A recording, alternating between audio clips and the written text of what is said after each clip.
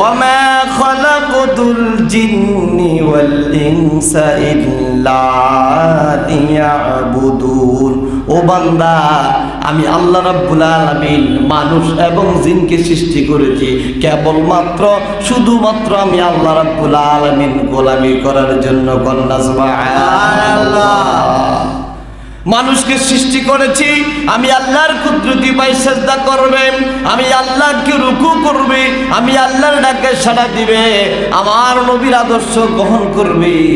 এই জন্য আমি আল্লাহ রাব্বুল আলামিন মানুষ এবং জিনকে সৃষ্টি করেছি আমার গোলামি করার জন্য। কন্যা সুবহানাল্লাহ। বান্দা গোলামি করবে একমাত্র কার? আল্লাহর। আল্লাহ রাব্বুল আলামিন নিজেই বলেছেন পৃথিবীর সকল প্রাণীদেরকে আল্লাহ রাব্বুল আলামিন ইবাদতের জন্য বানান নাই, বরং মানুষ এবং জিনকে সৃষ্টি করেছেন আল্লাহর গোলামি করবে, আর সকল কিছু ওই বান্দার গোলামি করবে। কন্যা সুবহানাল্লাহ। বান্দারে তুমি যদি আল্লাহর গোলামি করো তোমার জন্য 18,000 মাখলুকাত তোমার গোলাম হয়ে যাবে। সুবহানাল্লাহ। এখন আমরা কি করি? আমরা তো মনে করি দুই ঈদের নামাজ পড়া আল্লাহর গোলামি, জানাজার নামাজ পড়া আল্লাহর গোলামি, হজ করা, যাকাত দেওয়া, রমজান রোজা রাখা আল্লাহর গোলামি। কিন্তু আল্লাহ রাব্বুল আলামিন বলেন না, দুই ঈদের নামাজ নয়, জানাজার নামাজ নয়, রমজানের রোজা নয়, যাকাত নয়, আমি আল্লাহ রাব্বুল আলামিন বিধি বিধান মানার নামই হলো ইবাদত। কন্যা সুবহানাল্লাহ। আমরা তো মনে করি নামাজ পড়লেই মনে হয় আল্লাহর গোলামি হয়ে যায়, নামাজ পড়লেই আল্লাহর ইবাদত শেষ হয়ে যায়। নামাজ আমরা রোজা রাখলেই মনে করি আল্লাহর ইবাদত হয়ে গেল, কিন্তু আল্লাহ রাব্বুল আলামিন বলেন আরে বান্দা আমার আদেশ নির্দেশ যা কিছু আছে বান্দা সব কিছু মেনে নেওয়ার নামই হলো ইবাদত। কন্যা সুবহানাল্লাহ। আপনি শুধু খাইলেন, গুসু খাইলেন, নামাজ পড়লেন, এমন গোলামি করার জন্য আল্লাহ বলেন নাই।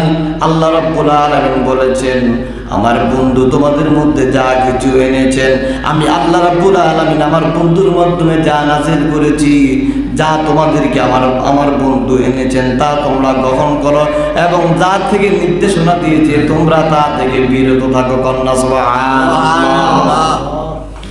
আল্লাহ রাব্বুল আলামিন তার বন্ধুকে জানিয়ে দিলেন ওমা আতাকুমুর রাসূলু ফাখুযুহু ওয়া মা নাহাকুম আনহু ফান্তাহু ওয়াত্তাকুল্লাহ ইন্নাল্লাহা শাদীদুল ইকাব।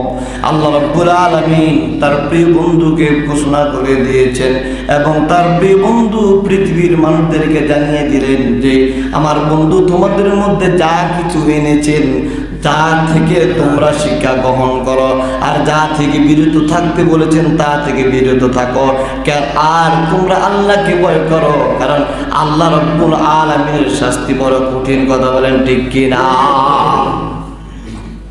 আল্লাহ রাব্বুল আলামিনের পক্ষ থেকে বিশ্বনবী মুহাম্মদ রাসূলুল্লাহ সাল্লাল্লাহু আলাইহি সাল্লাম যা কিছু এনেছেন তা তোমরা শিক্ষা গ্রহণ করো, আর যা থেকে নির্দেশনা দিয়েছেন তা থেকে তোমরা বিরত থাকো, তাহলে তোমাদের জীবন পরিবর্তন হয়ে যাবে। কন্যা সুবহানাল্লাহ।